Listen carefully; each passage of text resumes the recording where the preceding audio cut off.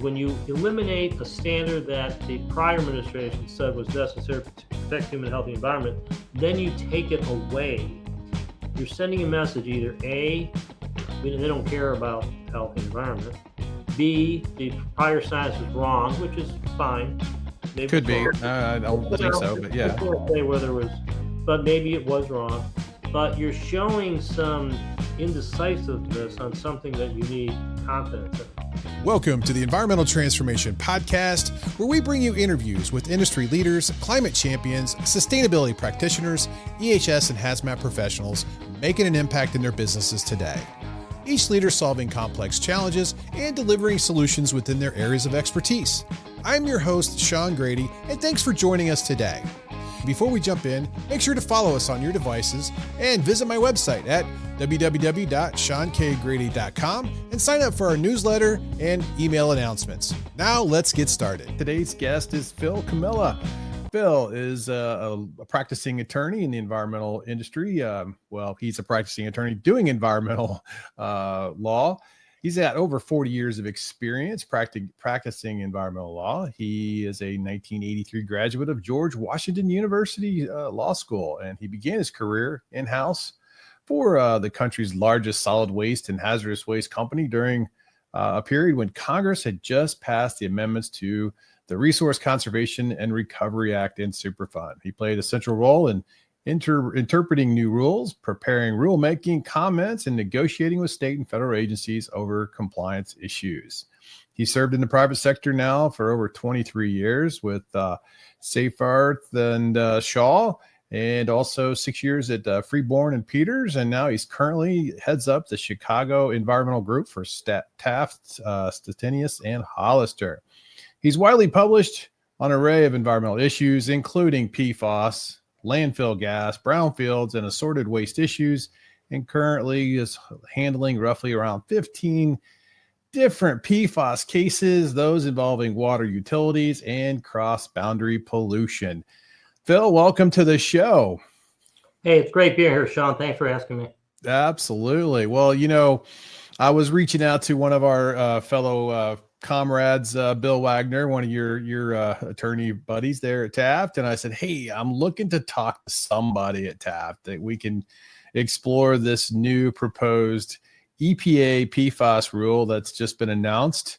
And what they're proposing to do is to peel back some of their rule making MCLs for about 4 or 5 of the or 6 of the different compounds, and we're keeping 2 of them and extending some of the compliance deadlines. And I figured it'd be a good opportunity to talk with an attorney who could put some perspective on what this impact may have on industry and or the EPA in general. So hey, Phil, thanks for joining. Sure.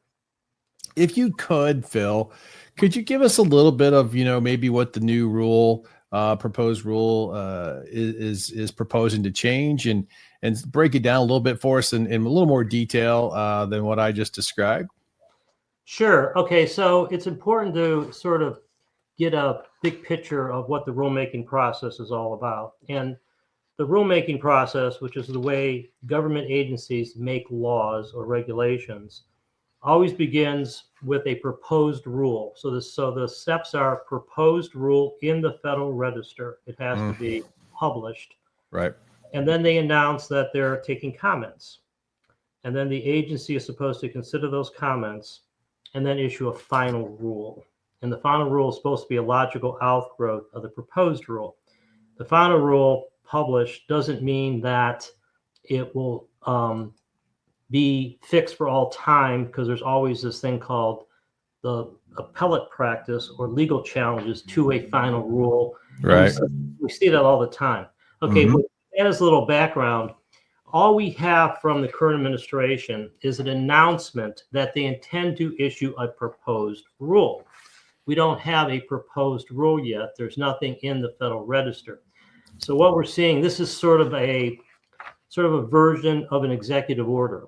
It's a policy statement. It's a vision statement. And there were 2 of these statements issued late spring, and the one in particular was issued on May 14th where EPA did announce that they plan to do two significant things, which is number one, keep the existing 4 parts per trillion MCL for the two main PFAS, which is PFOA and PFOS. Right. But also, but for them, they would extend for those two PFAS, they would extend the compliance deadline applicable to water treatment systems. So the compliance deadline would go from 2029 to 2031. So stopping there for a second, what that says is that the actual benefit to the public from these standards would be delayed for 2 years. Sure. If the goal is to have cleaner water to drink, then that goal would not be achieved until 2031 instead of 2029. So I'll stop there. There's another, the other element Right. of CREEP deals with the other PFAS, but to me, that's the big. It's not legally effective yet, and it's not going to be legally effective until there's a final rule. So Right. it does show you where the new administration's going. Yeah, yeah. It seems like they threw up a balloon up in the air, a test balloon, just to see, hey, what is this going to stick, and how will industry respond? And it seems like currently there's also a lot of pushback from NGOs and other chemical industry people is also probably putting more comments in being favorable for this new change, I'd imagine, but I'm not really sure. Not sure.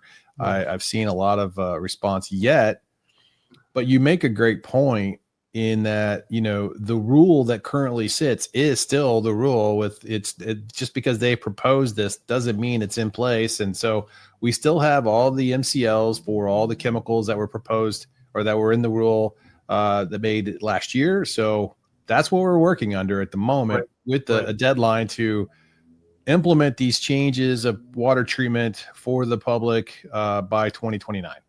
Right. The rule right now is that by 2029, water utilities have to achieve the MCL for the two PFAS I mentioned, PFOS and PFOS, along with the other 4, which have their own acronyms, Gen X and PFHXS and PFNA. The issue with that is obviously the more chemicals regulated that might cause disease, injury, etc., the better. Right. But we're seeing this, there's a couple things going on here. Obviously, there's politics going on. There's industry input.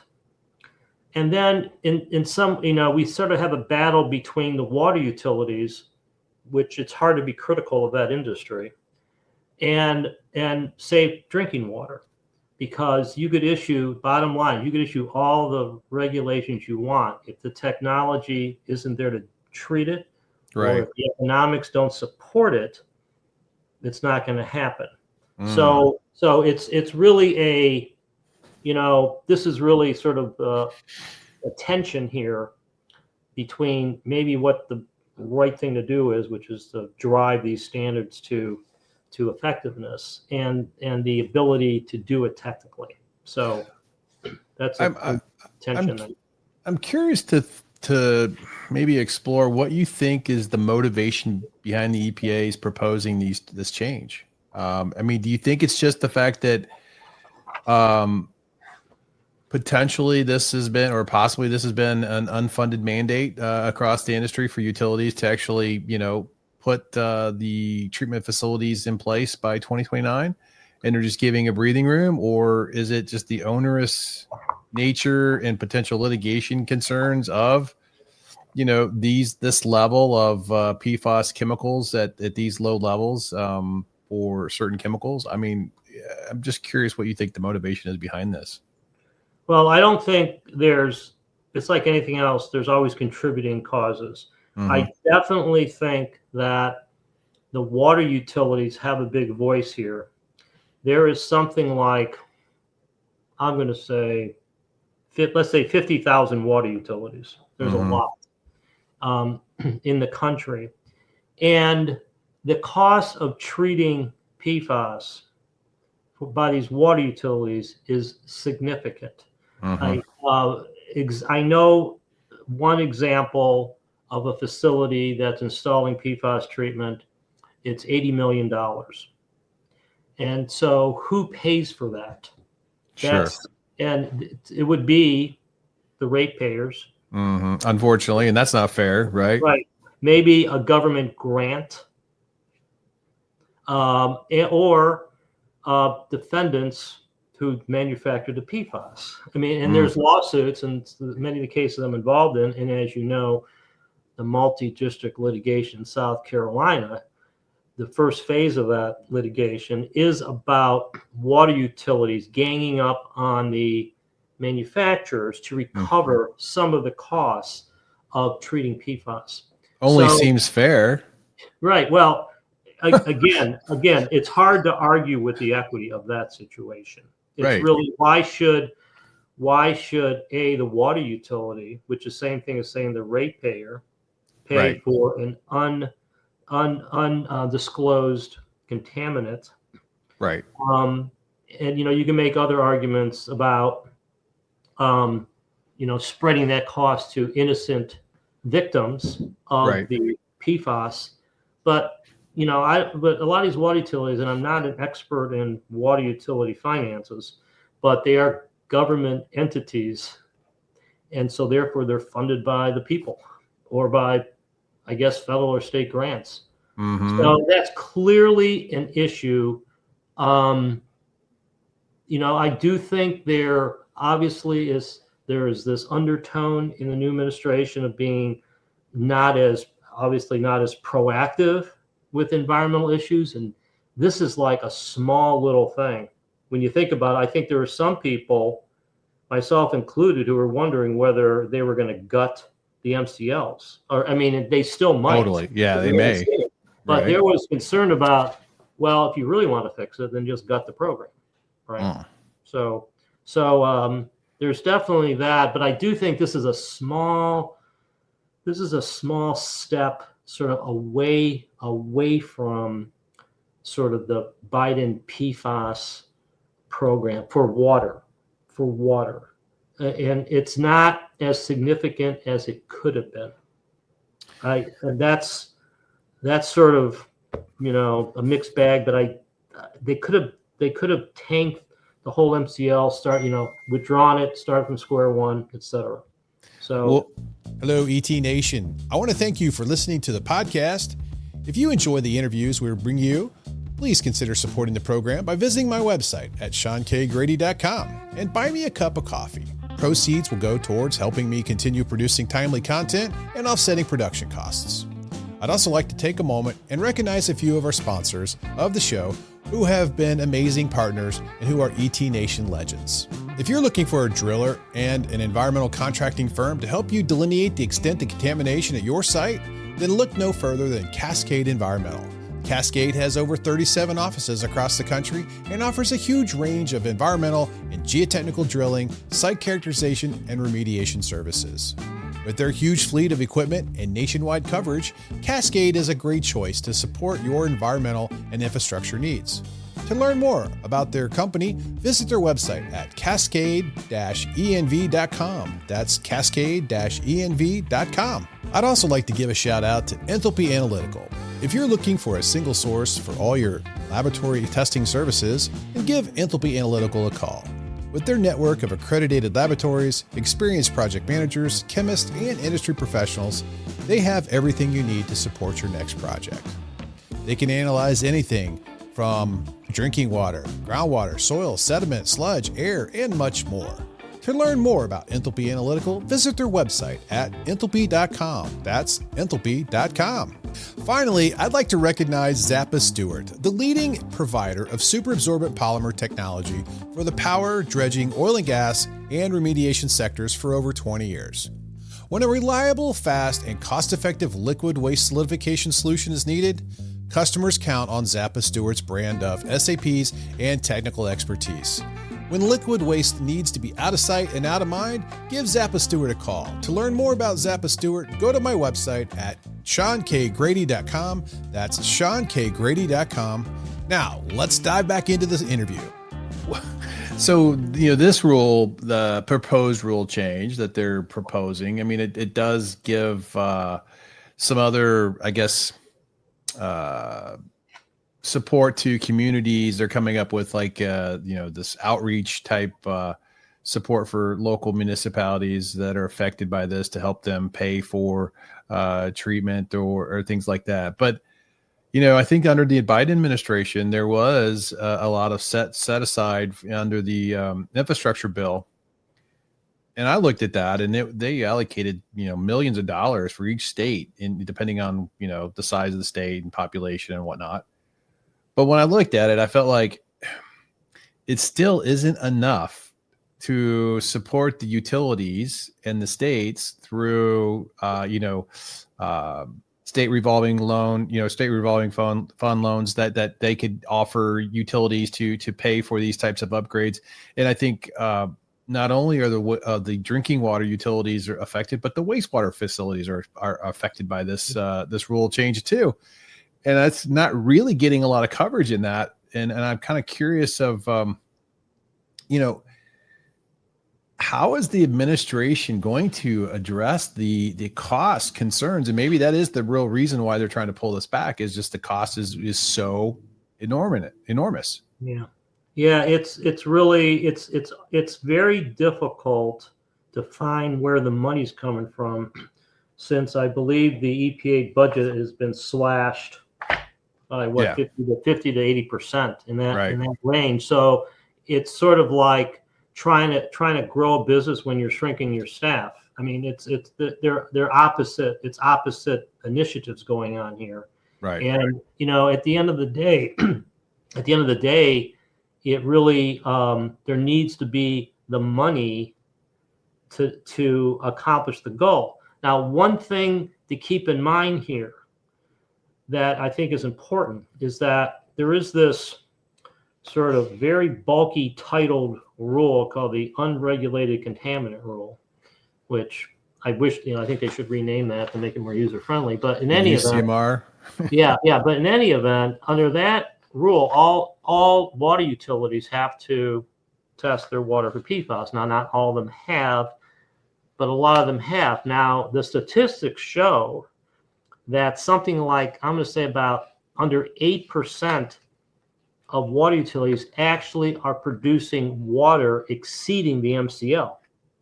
So in terms of the whole budgetary issue, you're not talking about the whole universe of water utility. You're talking about 8%, which is something like 5,000 to 6,000. Okay, that's not insignificant, but it helps the economics, and it helps. I think the ability to finance these improvements, because we're not talking about the entire industry. And let's face it, we're used to prioritizing, right? Well, who's got the worst PFAS? Let's fund them first. So there's all sorts of, you have to sort of allocate the resources where it's going to do most good. Right. So. And of those 5,000 or 6,000 utilities that are affected, I mean, some of those could be very large utilities that are affecting big populations too, right? So, it's a little bit of you got to really look at the details, I guess, to really see, the impact of the exposure in these communities with that. But that's a good point. I mean, and maybe there's a better way of evaluating that. I think the UCMR 5, testing protocol it's effective, but I still think there's some, I guess, improvements to that treatment or testing protocol could be made, because there's, I think, some judgment of when you sample versus when you shouldn't, and I think there could be a little more, rigidity to that process that could be beneficial for the exposed community or potentially exposed community. Right. It's interesting. The rule too, Phil, it doesn't talk about that I'm aware of any of the implications around it's being classified as a hazardous constituent. And currently it's in as a hazardous constituent under CERCLA. Right. And did they talk, I mean, has anybody floated any ideas around the changing of that designation in CERCLA, if they're going to change these compounds and reduce the MCLs? I mean, there's that, right? That could have an effect. Right. It'd be like a domino effect, right? Right. Well, we're sort of left with the environmental statutes that we have at hand.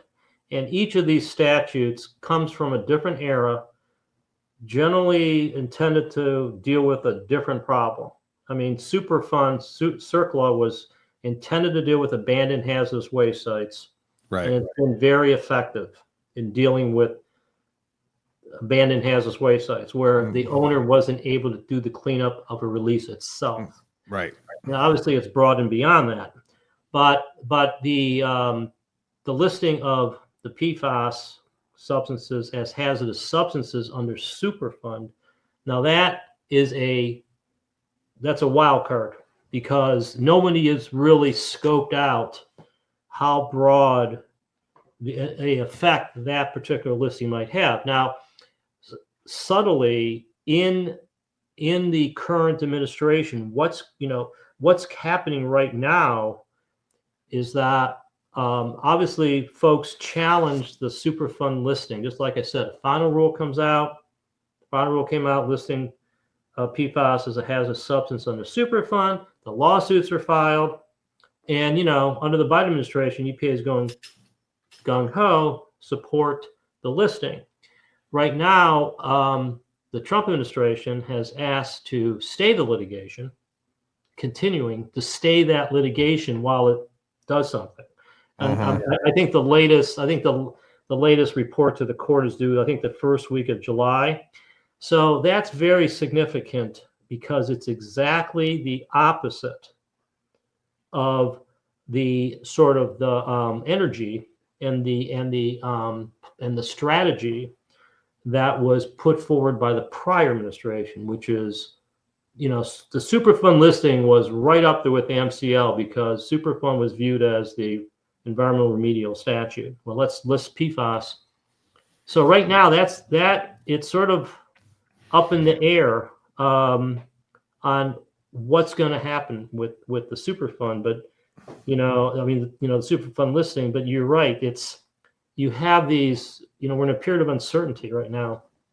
Frankly, you're right, and I just think that the cascading effect of that decision to put it into CERCLA causes a lot of business concerns across the spectrum, whether that's in redevelopment of brownfield sites or even properties that are industrial sites. I also have a lot of concern around, and I'm sure these other entities do as well. Well, if you're, say, a solid waste landfill firm and you are collecting waste from people, you're not the generator of the waste, but now it's all in your leachate. And now, what if your leachate is, unfortunately migrating offsite for some reason because you got some challenges with design? Or what if you're a municipality and you're land applying your sludge and you've been processing, unbeknownst to you, PFAS impacted sludge, and now all of a sudden the farm fields are impacted and now people want cleanups. Well, under CERCLA, we know what that looks like. Right. The EPA goes after those people, even though they're really not the parties that should be responsible for it. And I think that's the big, the tension between this rule and the parties that are potentially affected by it. I don't think it's the right program for it to sit in.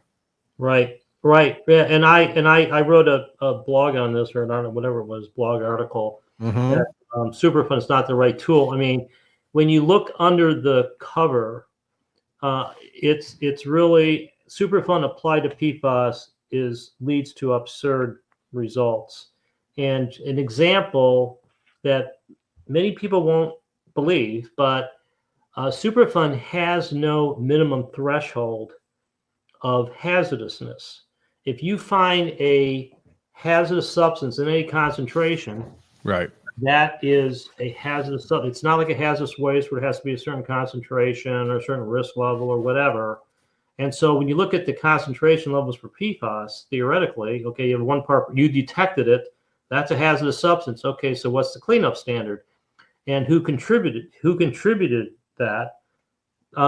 It's almost like, I mean, there's various laws out there that are so broad they're almost meaningless. Right. And this is sort of an example. I am against using Superfund as the tool to deal with the PFAS issue. I mean, it was meant for a different era. The one thing that I noted in the announcement from Administrator Zeldin is that they're thinking about having a special PFAS task force, which sounds okay. I personally think there needs to be a PFAS statute that addresses the unique features of PFAS, and using these other tools, they're not the best fit. Superfund's bad. RCRA has his own issues. RCRA is I mean, if they had to pick one because they had to pick one, RCRA would be the better option. Right. And that does present a bunch of issues there too, but it to me would be more manageable, more than likely. And you wouldn't have the clauses in CERCLA that can really pull in PRPs that are not really the contributors to a cleanup. And currently, if it sits in the CERCLA or in the CERCLA law, I mean, all appropriate inquiries for phase 1, phase 2 type stuff. I mean, now you have to assess it. You have to consider it as a potential wreck. I think agencies are starting to think about, well, do we need to reopen a lot of our previously, no further action approvals for sites that didn't address PFAS? They did that kind of process back when vapor intrusion was a big issue, right? Which isn't too far. That's not that long ago when that was, an issue. And so I'm just curious to see how this new administration is going to handle this, because it seems that there's obviously it needs to be addressed and fixed somehow, some way, right? Right. Well, I mean, you raise a very good point, because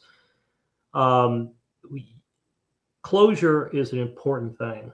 Whether it's closing a hazardous waste site, closing a deal, closing a job, whatever. I mean, getting stuff over is good. And in order for the government and the EPA particularly, to make progress in Superfund, they want to show results. This is how many sites we closed. Right. Now, if you continue to list new hazardous substances and you keep revisiting the closed sites, you'll never get anywhere. It's just because who knows what the next PFAS is going to be. I mean, we talked, this issue about there's dioxin, there's asbestos, there's PCBs, and now there's PFAS. What's the next? There's probably going to be another one. And so, at some point in time, you sort of have to say, leave well enough alone unless there's a risk. And that's always been the rule, whether it's a brownfield cleanup, voluntary cleanup, or whether it's Superfund. If you find something that's a new risk, the closure doesn't apply. And you can't argue with that. Yeah. No, and I'm sure, as an attorney, you're probably helping a lot of companies that may have this type of situation pop up, and they're like, wait a minute, we got closure. We don't want to open this thing back up. This could cost us hundreds of thousands of dollars to do an assessment that we may find out is nothing, and it's just kind of could be a lot of wasted time and money. But if it was in RCRA, let's just kind of talk about the scenario through the RCRA, angle, so to speak, because to me, there's some concerns there too. If they list PFAS as maybe a characteristic waste, what concentration would even be appropriate? Because I don't feel like the MCL is the appropriate concentration if it's going to actually be considered a waste, So there's a whole nother process that we'd have to go through, or the agency would have to go through to kind of make a determination that if you have concentrations of this, as what is 4 parts per trillion of waste, Yeah. it seems pretty. Yeah, the entire world would be, I mean, it's ridiculous, because if you look at the background of PFAS in the environment, and particularly in waterways, it's around 4 parts per trillion. I mean, it's a friend of mine, a friend of mine told me, who does a lot of PFAS work, that no one's ever tested anything and not found PFAS, and it's so pervasive. So the point is, to your observation, is that RCRA has a lot of advantages because it's point of generation. Yeah. As opposed to after it's already been disposed of, keeping it out of where it shouldn't go. That's always good. But if they set those characteristic levels too low, again, it's gonna be a disaster, because nothing will get done. Everything would be a PFAS hazardous waste, and so then where do you put it? Right. And what do you need? The capacity. And under the land disposal restrictions, which is part of RCRA, within 6 months after a listing, EPA has to start listing treatments, looking for treatment standards, which sounds like a really good thing, except where's the capacity to treat the PFAS? So it is that's why it wouldn't be difficult to put a new subchapter in the RCRA, the PFAS subchapter. That sort of would make more sense. Because go ahead. I was going to say, if they did go down that road and they made some allowances for protections that would help waste companies who are processing waste, because then you could probably open up landfills to receive this type of material across the board, and then you'd have more capacity. If it's a PFAS waste, it can go to a non-haz landfill, right? Providing it's got proper, design. Subtitle D design's not bad. I mean, you can, they've got leachate there too, as long as it's being processed and managed, effectively. I think, that could be an alternative. And as long as they've got protection, that could be an option, I would think. But if that's not the direction the agency goes, and they say it has to go to a haz landfill, or, or incineration, or on-site treatment, or some other treatment, or then I guess deep well injections is another option. I think that's a great, solution as well for liquids. But you're right, the capacity within the industry is not there for that much of a PFAS waste if it actually goes that direction. So I think, it's not. It's a real problem. And then when you add on the household hazardous waste exclusion, and this is something that's, I think, highly relevant for PFAS. A lot of the hazardous waste in RCRA, if not most of them, are industrial hazardous waste. Classic example being electric arc furnace dust from air pollution control equipment at steel mills. Well, it's dust, metal particulates that are being captured by the air pollution control equipment, and that's highly concentrated metals, hazardous waste. No debate about it. It's got to be stabilized and go to a hazardous waste site. And you can go on and on and on through the RCRA listings, paint pigments and sludges and all this kind of stuff. A major source of PFAS are household products that are being discarded, and controlling the disposal of those is a different challenge than going to the steel companies and the chemical companies and saying, oh, by the way, you're going to have to start manifesting the sludge here. And so the household hazardous waste exclusion, those go to non-hazardous waste sites right now. Those household hazardous waste collection centers, which are good, but they're not universally used. And who knows? I mean, I don't know about you, but I don't see a lot of PFAS disclosures in products. No, there's not enough of it going on. And I know that there's more focused on SDSs having, identifying PFAS, and so there's going to be more focus around that for reporting purposes. But geez, there's still a long way to go to make that really effective and implemented across the industry. And so I think that's a big issue. You do bring up household hazardous waste. I mean, sure. We all have it. We're all going to Home Depot, buying products, Lowe's, whatever, and getting our chemicals and paints and whatever, or the grocery store, right? Right. Stuff's, this stuff is everywhere. And so it is going to have, from that perspective, I would maybe consider it a de minimis effect in the landfills if it goes to a non-haz landfill compared to like a true industrial discharge type, scenario. But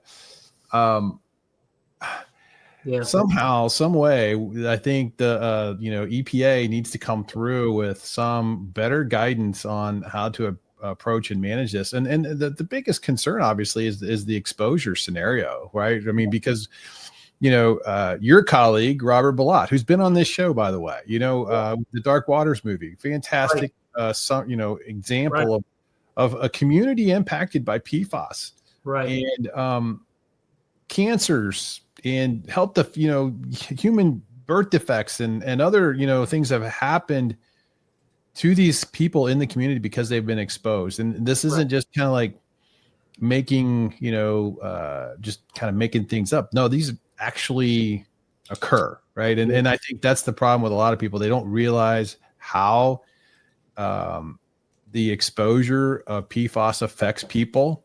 Yeah. They just hear it. They hear a low number, but they don't really see like how people exposed to this chemical in higher concentrations are really affected. And I think the more we can shed a light on that, shines more of a light on the need to have this rule in place and be effectively mitigating this exposure.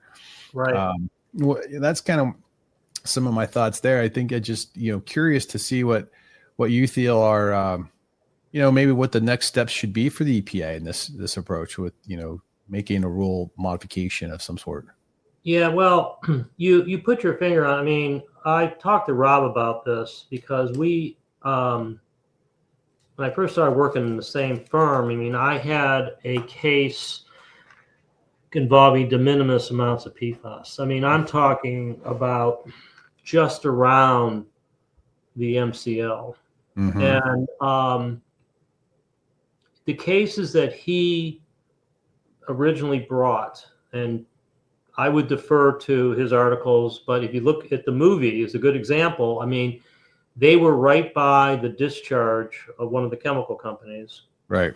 And this is where there, as far as I can tell, there was no treatment at all. And so therefore they're basically putting the waste materials from production into the river at an incredibly high concentration. And we lose a sense of perspective when we go to parts per trillion. I mean, I think in that case, they were clearly in the parts per million, and it was probably in the percentages of, like AFFF, little known fact, is from 3 to 6% PFAS.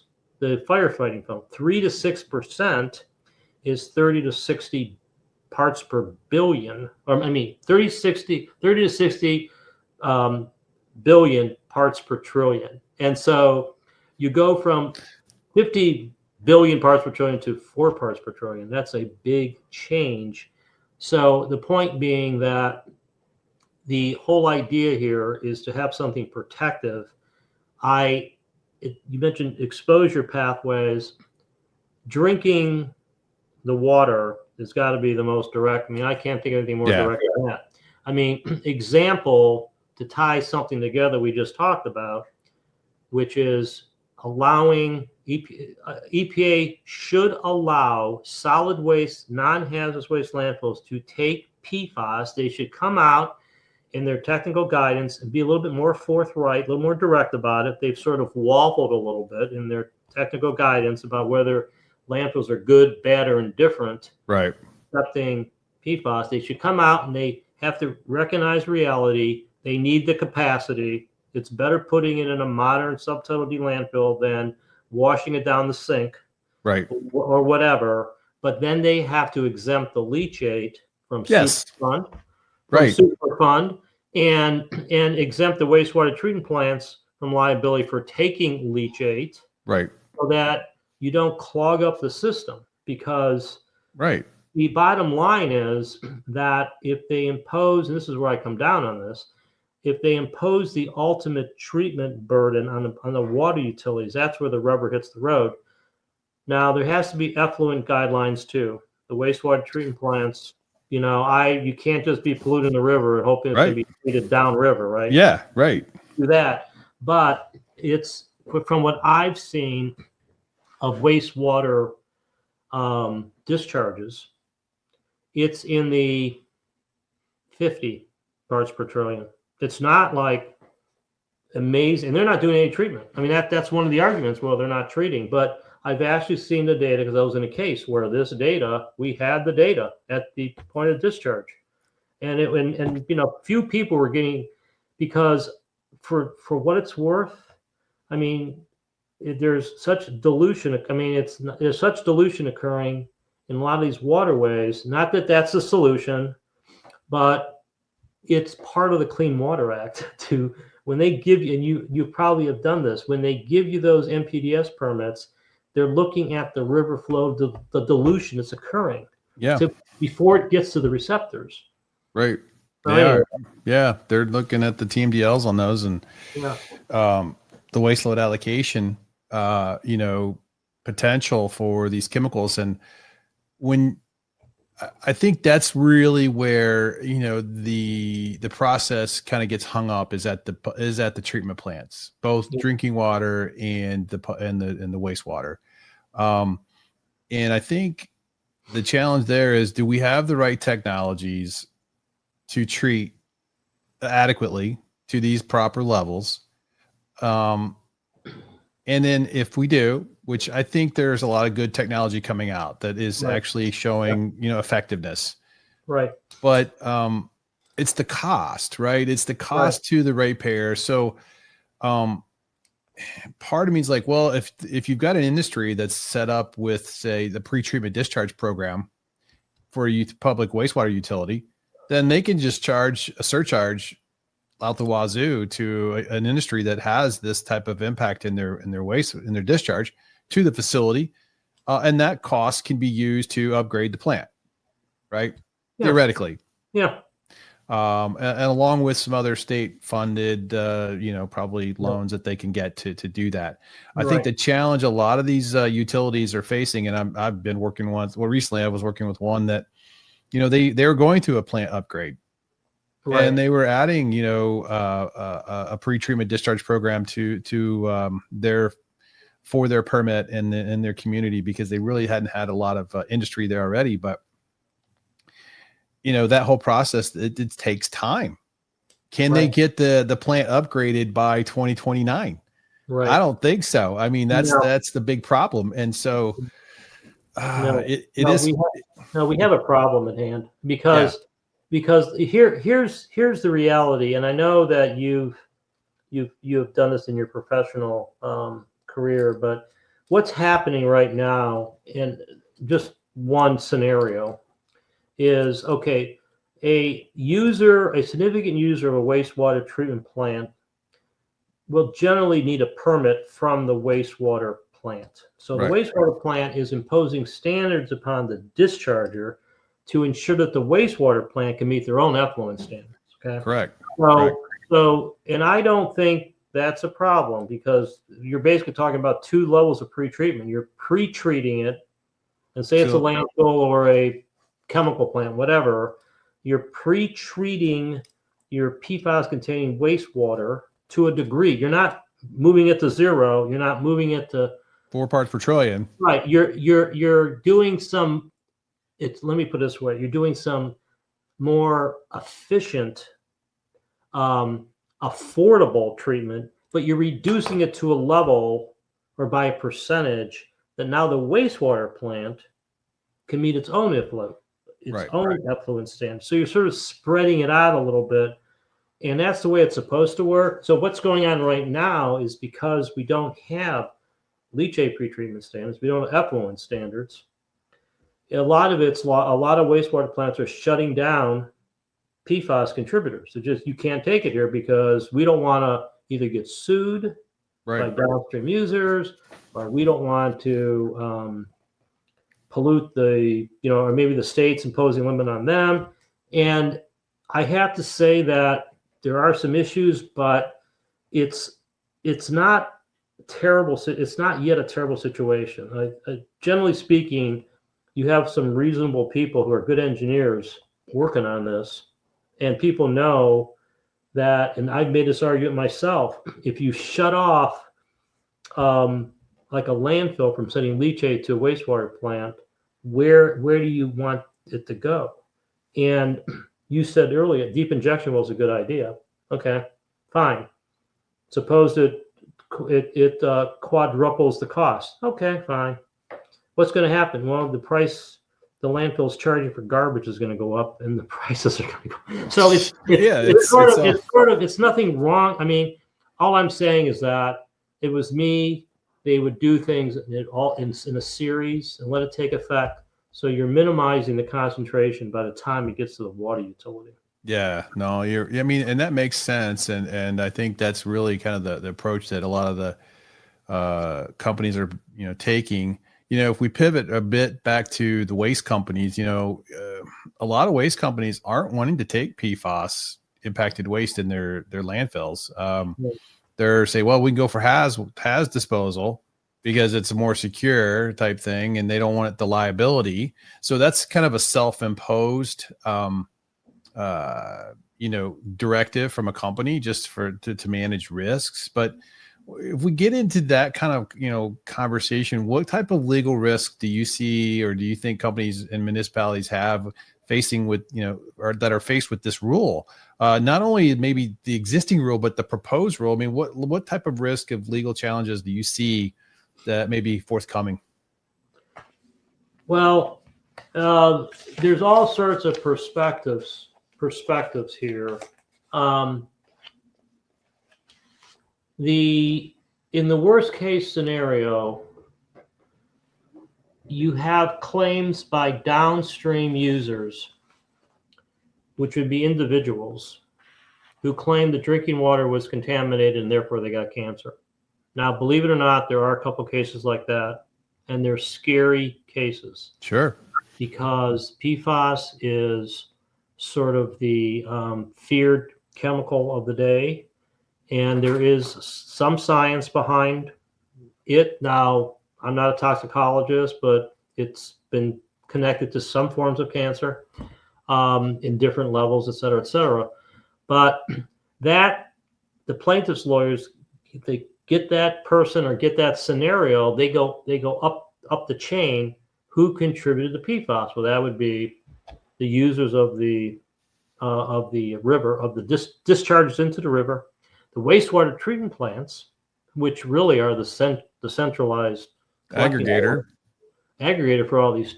So you're going up the stream, and so these costs are being borne way upstream because there aren't regulations requiring treatment. We're not convincing people that the water is safe. We don't have that certainty that, the MCLs is like good housekeeping seal of approval. Okay, it's fine. I mean, like the lead in Flint, Michigan is an example. So there's a real, tort law should not really overcome or get ahead of the rules, but that's what's happening right now. A lot of this stuff is being done through the tort system, duty, breach, causation, and the innocent folks, passive receivers, and when you think about it, the households throughout the PFAS. Well, just a second here. Who sold the product to the households? And let's face it, you go back to the source. Yeah, you got the chemical manufacturers. At the end of the day, so that is and that's what Rob has done, Right. frankly. And it makes logical sense, because that molecule can be traced to the manufacturer. Watching Dark Waters really kind of opened my eyes to the magnitude of the situation, that we are faced with right now with PFAS. I mean, I can remember as a kid, all the commercials on Teflon nonstick frying pans, Right. Okay. Yeah. Right there. Teflon. That's We've all had PFAS, right? How about Scotch Guard? Let me get my couch, spray my couch so I don't get, dirt on the couch. And the salesperson, hey, we could Scotch Guard that before you bring it home. It's like, there's another thing. It's like, it's before you realize it's in so many products, consumer products that we use and have used over the years. You're like, wow, we've kind of constantly been exposed to this at certain levels, not unknowingly, for many, many years. Yeah. And a lot of us are probably, I know we all probably have some level of PFAS in our bloods right now.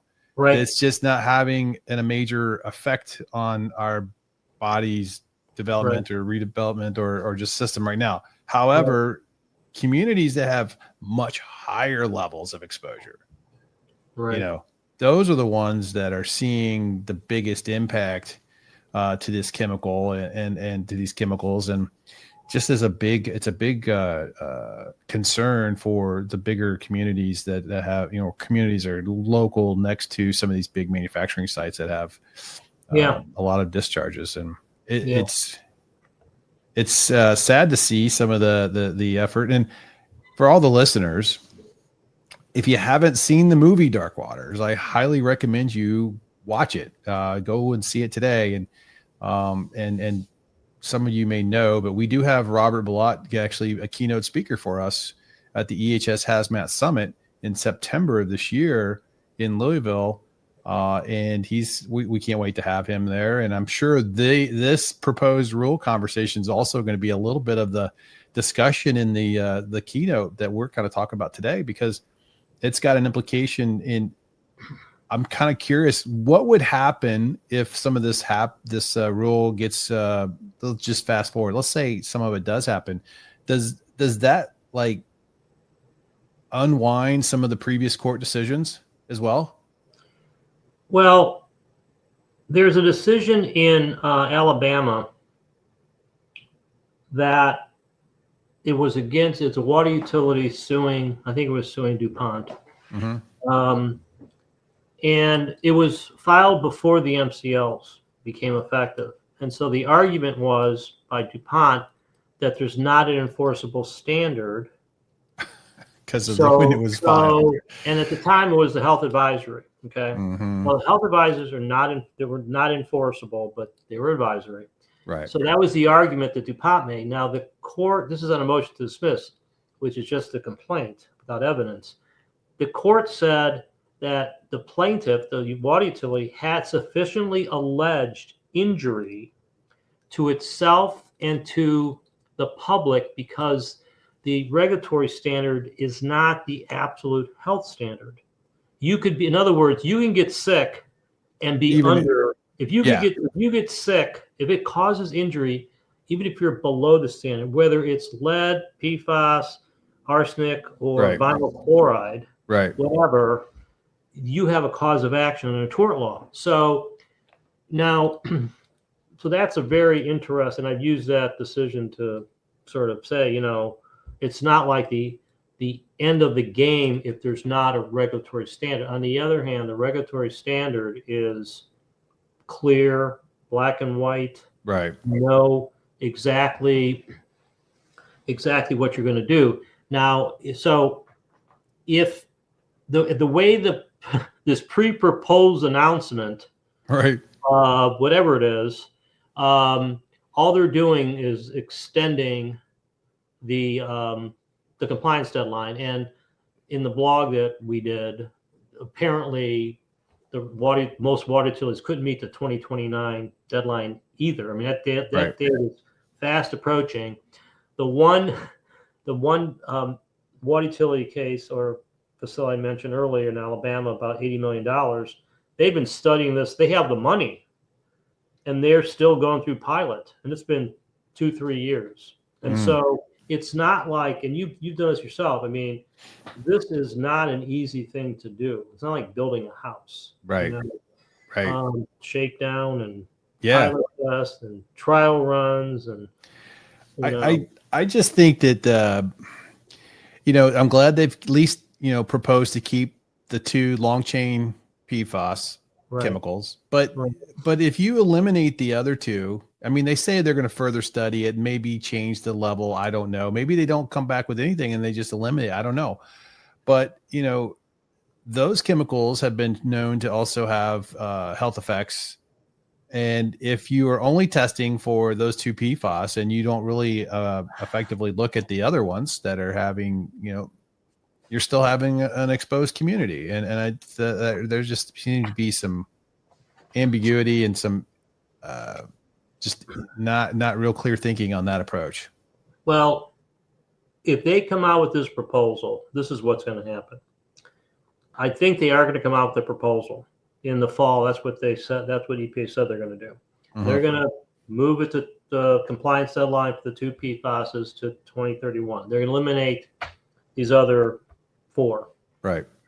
Then there's going to be comments from all over the place. Don't do that. Okay. And so we're going to see what happens. I mean, the real interesting part of rulemaking, I think, is how the agency responds to comments in the final rule, because this is not, well, it's partially political, but this is where science should govern. Right. It's not 100%, but if the data shows X, Y, and Z, well, you need to regulate this. And it'll be very interesting, and I'm sure there will be an appeal of the rule that EPA ignored the science when they eliminated the MCL. So, but you're right in recognizing that this is sending a message, right? It's sending a message. When you eliminate a standard that the prior administration said was necessary to protect human health and environment, then you take it away. You're sending a message, either A, they don't care about health and environment, B, the prior science was wrong, which is fine. Maybe could be. I don't think so, but yeah. I can't say whether it was, but maybe it was wrong. But you're showing some indecisiveness on something that you need confidence in. Right. So. Do you think there's a lot more, I guess, epidemiology studies or things like that are forthcoming that have a little more information to help the science behind this? It's coming out in the next, say, year or so. Yeah, it's being heavily researched. I have worked with expert toxicologists on this, and I'm not completely up to speed on the state of epidemiology in PFAS. A fascinating topic, but one thing I will say that sort of goes the other direction, but it's important to know, is that in the multi-district litigation in South Carolina, where there's thousands of personal injury cases collected, and the judge there, he just got done with the water utility settlements. He's moving on to a bellwether, which is a sample case, representative case in personal injury, and he instructed all the plaintiffs' lawyers who represented the alleged injured people to come forward with expert testimony, expert evidence that their client's injury was caused by PFAS, which makes sense. And that wiped out over 50% of the claims. Just him asking for the connection. So the moral of the story is, yes, there is a connection, but it's not, it doesn't cause all injuries at all concentration levels. And it's like in dark waters, you have higher concentrations. The personal injury is something I think is going to be with us for a long time, because as those studies come out, we'll learn more concentrations and which ones. but man, the science is lagging behind, I have to say, I think. Yeah, it seems like there's been a lot of push or to suppress this testing protocols and processes, and it seems like just look at the Dark Waters movie. The chemical industry was really trying to block a lot of that activity.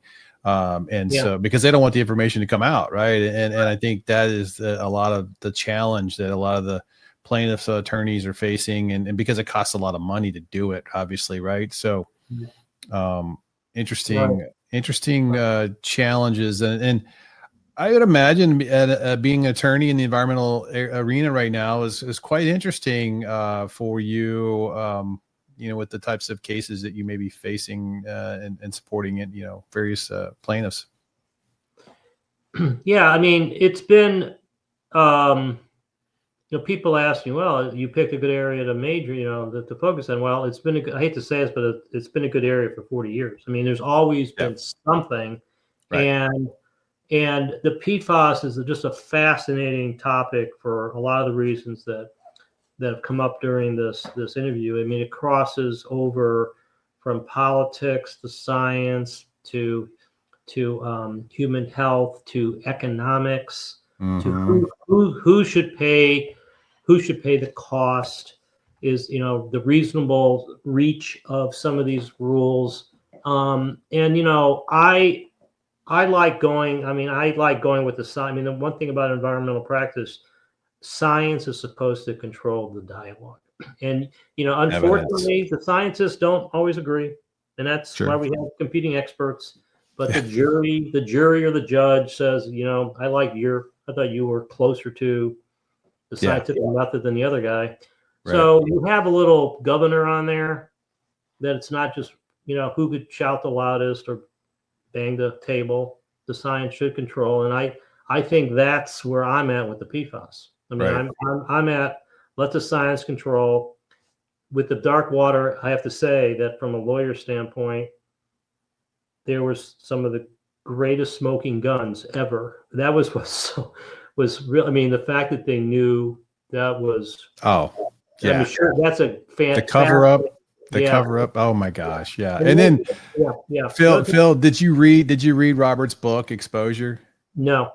Oh, no.